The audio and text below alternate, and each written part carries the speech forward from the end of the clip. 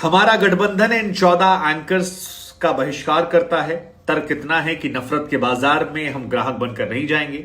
ये देश के 10 राष्ट्रीय चैनल के 14 एंकर्स हैं।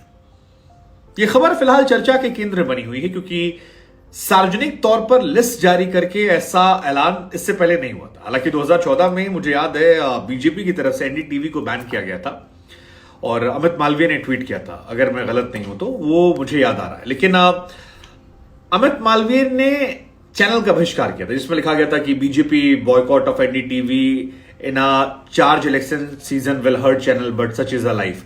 वो एक चैनल को लेकर था, लेकिन चैनल से बैर नहीं, एंकर से बैर और 14 एंकर्स के नाम, ये थोड़ा सा मुझे हैरान करने वाली खबर है। इस खबर को प्रथम दृष्टया मैं छूना इसलिए नहीं चाह रहा था क्योंकि बहुत सारे इनमें ऐसे एंकर्स हैं जो मेरे मित्र रहे हैं, जिनके साथ मैंने काम किया है, जिनके साथ मैंने काफी कुछ देखा समझा जाना है। कई सारे ऑफ द रिकॉर्ड बहुत अलग तरह की शख्सियत रखते हैं जो वो टीवी पर रखते हैं। जिन एंकर्स पर बहिष्कार का ये लेबल लगाया गया है उनमें चित्रा त्रिपाठी आज तक से, सुधीर चौधरी आज तक से, दोनों मेरे भूतपूर्व सहयोगी रह चुके हैं, अमीश देवगन नेटवर्क 18 से, अमन चोपड़ा नेटवर्क 18 से, अर्नब गोस्वामी रिपब्लिक टीवी से, रुबिका लियाकत जो पहले एबीपी में थी अभी भारत 24 में है, सुशांत सिन्हा टाइम्स नाउ से, नविका कुमार टाइम्स नाउ से, अशोक श्रीवास्तव डीडी न्यूज से, गौरव सावंत मेरे साथ आज तक से रहे सहयोगी मेरे भूतपूर्व। हालांकि गौरव सावंत जो हैं वो टेक्निकली इंडिया टुडे के लिए काम करते हैं, शाम 4 बजे का एक शो करते हैं वो आज तक पे, अदरवाइज वो मेनली इंडिया टुडे में फौज कवर करते हैं, सेना कवर करते हैं। अदिति त्यागी, अदिति पहले जी में थी और ताल ठोके करती थी। प्राची पराशर जो मेरे साथ कई चैनलों में रही, रीजनल चैनल में जो हम काम करते थे, चाहे वो जी का यूपी एमपी हो या कई और चैनल रहे। फिर आनंद नेटवर्क 18 से और शिव अरूर एक और जर्नलिस्ट जो आर्मी फौज कवर करते हैं बेसिकली इंडिया टुडे ग्रुप में, और वो उन्हीं के लेकर रिपोर्टिंग करते हैं। शाम 5 बजे का उनका शो आता है। हालांकि उनके जो एडिटोरियल कॉल्स आती हैं वो काफी वायरल होती हैं। लेकिन इस खबर को लेकर मेरे मन में एक चीज निकल कर आई कि बाबू इसमें कोई रिजल्ट निकलना नहीं है। मतलब इसका सिंपल फंडा ये है कि इधर वाले इधर गाली दे देंगे, इधर वाले इधर को दे देंगे। लेकिन एक सवाल मेरे मन में आया जो बहुत इंपॉर्टेंट सवाल है और ये सवाल मैं आप लोगों से पूछना चाहता हूं, वो ये है कि एंकर को बैन करके क्या मिलेगा। मतलब आप लोग को शायद नहीं पता होगा, आप लोग बाहर से देखते हैं, मैं क्योंकि चैनल का हिस्सा रहा हूं और मैं आपको बेहतर तरीके से समझ सकता हूं। इन एंकर्स की लिस्ट में दरअसल 3 तरह के एंकर्स हैं और तीनों एंकर्स को जब आप समझेंगे तो आपको समझ में आ जाएगा कि चैनल में एंकर की भूमिका कितनी महत्वपूर्ण होती है या नहीं होती है। एक एंकर वो होता है जो चैनल का मालिक होता है, जैसे रजत शर्मा जी हैं वो चैनल के मालिक हैं, अर्नब हैं वो अपने चैनल के मालिक हैं। ये अपना एजेंडा खुद तय करते, मतलब इनका मन है किसी व्यक्ति का इंटरव्यू लेने का, इनका मन है किसी व्यक्ति से संवाद करने का, कोई सवाल पूछने का, कोई कॉल लेने का, कोई खबर गिराने का, उठाने का, उनका पूरा अधिकार है बिकॉज वो मालिक है। हालांकि इसमें रजत शर्मा सर का नाम नहीं है, हालांकि उन्होंने भी बाकी संपादकों की तरह इस गठबंधन के इस फैसले का विरोध जताया और कहा है कि ये सही नहीं हुआ है, जो हुआ है गलत है। उनके शब्द को मैं कोट करूं तो उन्होंने कहा कि ऐसा इमरजेंसी में हुआ था। बाद में कांग्रेस ने कहा था कि इमरजेंसी से वो सबक ले रही है, फिर उन्होंने अब सबक नहीं लिया। ये रजत शर्मा जी के शब्द हैं।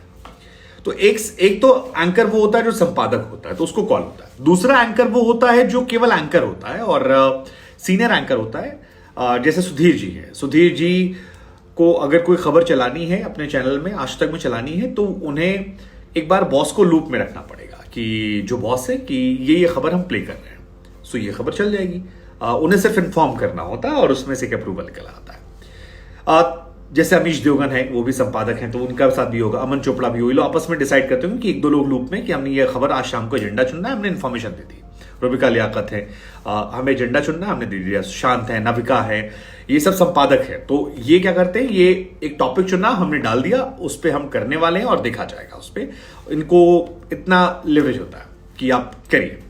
फिर तीसरी कैटेगरी एंकर्स की आती है, वो एंकर्स जो सुबह उठकर 4-5 टॉपिक ग्रुप में डाल देते हैं कि ये 4 टॉपिक हमें लगता है इसमें किसी एक पे डिबेट हो सकती है और आप इसमें से डिबेट करें।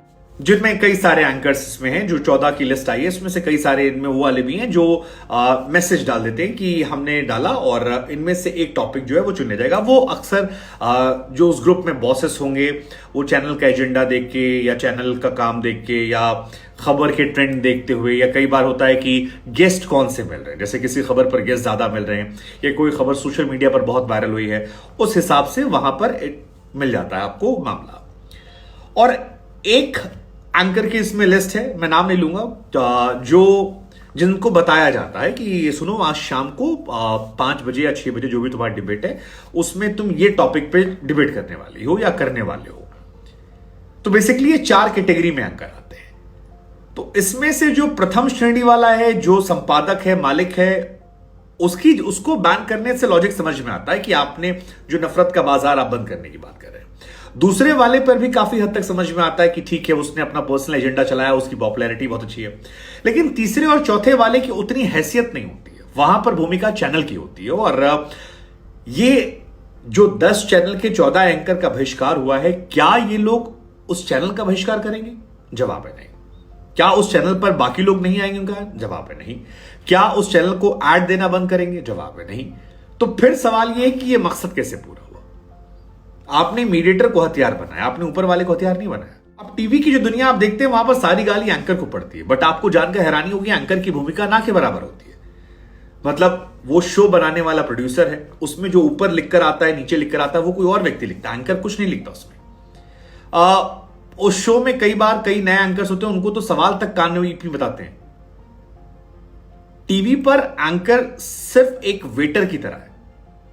एक होटल में जैसे खाना बनता है जिसमें एक व्यक्ति सब्जी लेकर आता है, उसको असाइनमेंट कहते हैं, जो खबरें मंगाता है। फिर वो सब्जी लाकर दे दी गई आउटपुट को। बेसिकली 3-4 डिपार्टमेंट होते हैं, इनपुट आउटपुट। तो इनपुट में असाइनमेंट आता है, रिपोर्टर्स आते हैं और डेस्क के लोग आते हैं जो खबर मंगाते हैं या फोन जुड़वाते हैं। फिर वहां से खबर गई आउटपुट के पास, आउटपुट वाला खबर को लचीले अंदाज में या जैसे उसको लिखना है लिखता है। उसके बाद वीडियो एडिटर, ग्राफिक और प्रोडक्शन वालों का काम आता है कि उसको कैसे ताम झाम सुंदर दिखाया जाए, कितना भव्यता से निकल कर आए। और फिर ये सारा माल जो है ये वेटर को दिया जाता है कि तुम अच्छे दिखते हो, सुंदर दिखते हो, अपना एजेंडा लो, परोस के आओ। तो इसमें जो बड़े वाले वेटर होते हैं, जो बड़े वाले एंकर्स होते हैं, उनके पास तो लाइन लिंक लेने की आजादी होती है। जैसे जो चैनल के संपादक हैं या बड़े बड़े संपादक हैं, जो उनके नाम से उनका शो आता है कि फलाना शो विद फलाना पर्सनैलिटी, वो तो उन्हें इजाजत होती है। लेकिन बाकियों को इजाजत नहीं होती है। बाकी चैनल की आइडियोलॉजी को आगे बढ़ाते हैं, जो चैनल उनसे एक्सपेक्ट करता है, जो टीआरपी उनसे एक्सपेक्ट करती है। और इसीलिए मेरे मन में सवाल आया कि अगर वाकई में कुछ करना है तो फिर आप चैनल पर काम करो जहां पर आप नहीं करोगे। तो व्यक्ति विशेष को निशाना बनाना मतलब सारा, क्योंकि अक्सर ये मेरा कोई लेना देना नहीं है लेकिन ये मैं बहुत टाइम सुन रहा हूं, एंकर टीवी एंकर्स सबके लिए बहुत ही ट्रेंडिंग टॉपिक होते हैं। जिसको लगता है कि यार किसी को गाली देना है, एंकर को गाली दो, क्योंकि दिखता वही है, शायद इस वजह से ऐसा होता है। लेकिन ठीक भी है। अब एक और चीज मैंने देखी कि हम सब अक्सर कहते हैं कि भारत की मीडिया जो है वो बर्बाद हो गई है, खत्म हो गई है। क्यों ना हो? आपको तारीफ सुननी है, आप चले जाइए टीवी खोल लीजिए, टीवी पर सारे एंकर्स ऑलमोस्ट तारीफ करते हैं। आपको बुराई सुननी है, आप यूट्यूब खोल लीजिए, आप दोनों लोगों के थंबनेल उठा लीजिए कि आखिरी 15-20 प्रोग्राम जो टीवी वालों ने किए हैं, आप देखेंगे कि उसमें सरकार की तारीफ वाले एंगल हैं, और जो सोशल मीडिया पर किए उन्होंने सरकार की बुराई वाले लोग हैं। वो जर्नलिस्ट इंडिया में आप 5 नहीं गिना पाएंगे जो सच को सच, गलत को गलत बोलने वाले हैं। और मैं ये नहीं कह रहा कोई मैं महान हूं या कुछ ऐसा है, बट ये बहुत अनफॉर्चुनेट पार्ट रहा है। कोई गाली देकर नाम कमा रहा है, कोई तारीफ करके नाम कमा रहा है। दोनों के अपने अपने समर्थक हैं। विपक्ष गठबंधन ने बैन किया, एक पक्ष से इमरजेंसी बता रहा है, दूसरा पक्ष कह रहा है कि ये नफरत पर रोक है। टेक्निकली इससे सिर्फ इतना होता नजर आ रहा है कि आने वाले टाइम में डिबेट शो शायद थोड़े कम हो जाएंगे, विच इज ट्रू, होने भी चाहिए। रिजल्ट निकलता नहीं है, सिर्फ कुत्ता बिल्ली लड़ाई होती है। हालांकि इसमें टेक्निकली विपक्ष भी विपक्ष नहीं है, क्योंकि 11 राज्य और यूनियन टेरिटरीज ऐसे हैं जहां पर इनकी भी सरकार है। और मैं आपको बहुत खुले मन से बता रहा हूं, यह बात आपको जानकर हैरानी होगी कि प्रधानमंत्री पर अक्सर आरोप लगते हैं कि उन्होंने इंटरव्यूज नहीं दिए या प्रेस कॉन्फ्रेंस नहीं करते, या इंटरव्यूज उनको देते हैं जो उनको पसंद करने वाले। बट विपक्ष के नेताओं का भी यही हाल है। अगर आपको लगता है कि राहुल गांधी या अखिलेश यादव किसी भी रैंडम इंसान को इंटरव्यू देंगे, तो इतना पॉसिबल नहीं है।